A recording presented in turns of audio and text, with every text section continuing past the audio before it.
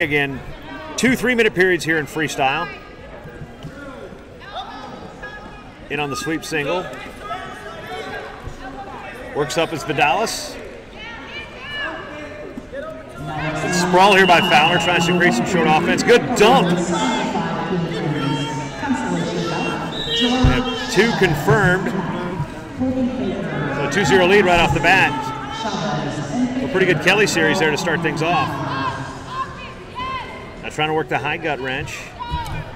2 confirmed. So now 4-0 lead.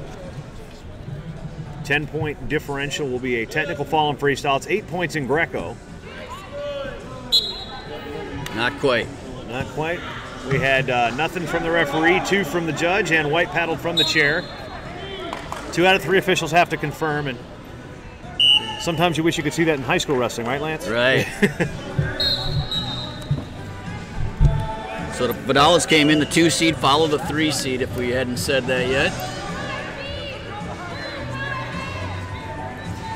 Wrestlers working to get into this afternoon's best 2 out of 3. The winners go to Poland in Thanksgiving weekend for the U23 World Championships. First year they're holding the U23 Worlds. They've had a university, the Europeans have had a U23s for, I think, 3 or 4 years at this point. So another age group. Lance, always a good opportunity to have another opportunity to compete at the world level. Jason, are the World Women's in the same place as the men's? All 3 styles all 3 will be together. at the same place Okay. in Poland, yes. Very good. 120 remaining here in our first period. This is at 48 kilos. We're at the Mayo Civic Center. A lot of history in this building for wrestling, Lance. Sure is. I don't know if you've ever been down to the Section 1 tournament here where they have Class A, AA, and AAA, the whole section tournament here. This place is packed. It's probably one of the better section tournaments in the high school in Minnesota. Of course, this region also blessed by some very good media coverage from the Rochester Post-Bulletin newspaper. Does a great job. Ben Fearson and the crew over there really care about high school wrestling beyond it just being their job. He's not just a sports guy, he's a wrestling guy as well. KTTC radio or TV does a great job out of here covering wrestling.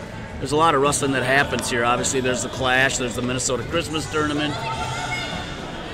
There you see Vidales going right back to work on that little sweep that she was trying to work to a dump. This time Fowler was ready for it and wisely stepped away from it. Under 30 to go. Still a 4-0 lead for Vidales.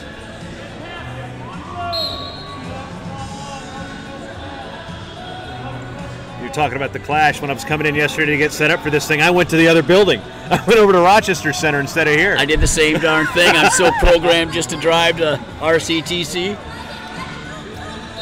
Drive right down there on 37th, right by Mike Bush State Farm, and right on into Rochester. I see the football team train. I'm like, oh, we're at Mayo. So did you walk into RCTC and see all the runners there? There must have been some kind of an event going on. I saw they were having packet pickup there.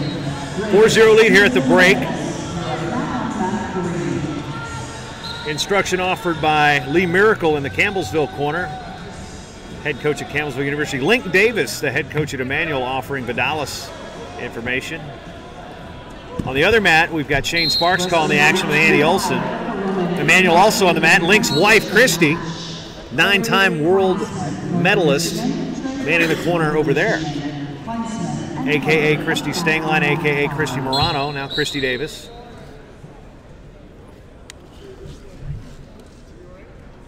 Back to action here in the second.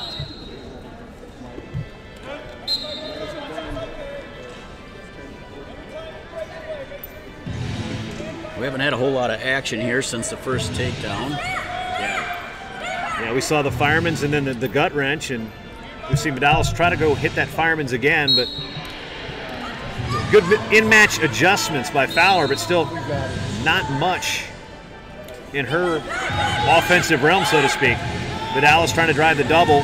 Good hips, good sprawl here again by Fowler. Trying to peel the wrist.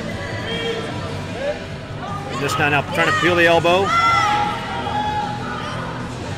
Drops to the leg. Now she's in a good position here. Does she have enough time to finish though?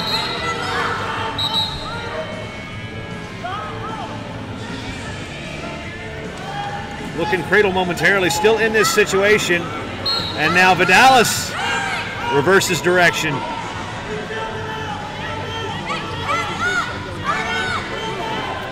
Fowler still fighting the position as they towards the edge of the mat, and we come back up to our feet.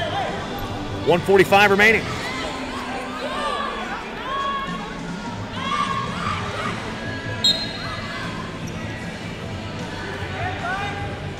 When it comes to women's wrestling here in Minnesota, Lance, where have you seen the growth? And we know Emily Shilson was on the Cadet World team and was a qualifier for the state championships. Allie Bernard, the state women's coach here, but in this region, where do you see the growth of women's wrestling? Well, you know, Emily's dad, Chad, he heads the women's program here.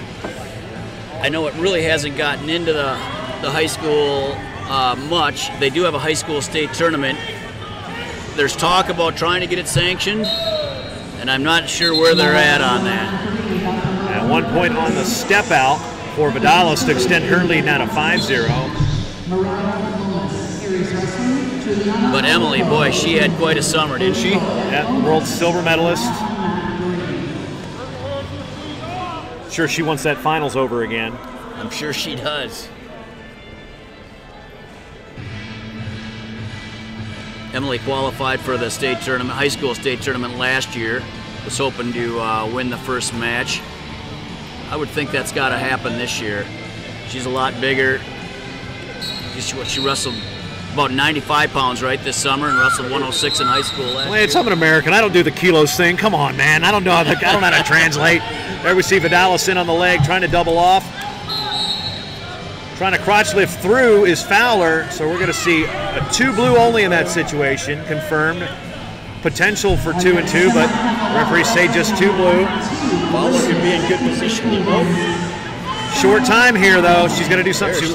There's 2 on the counter exposure. Going to be too little too late, though.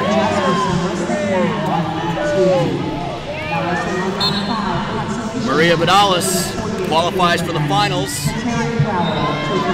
with a 7-2 win over Charlotte Fowler.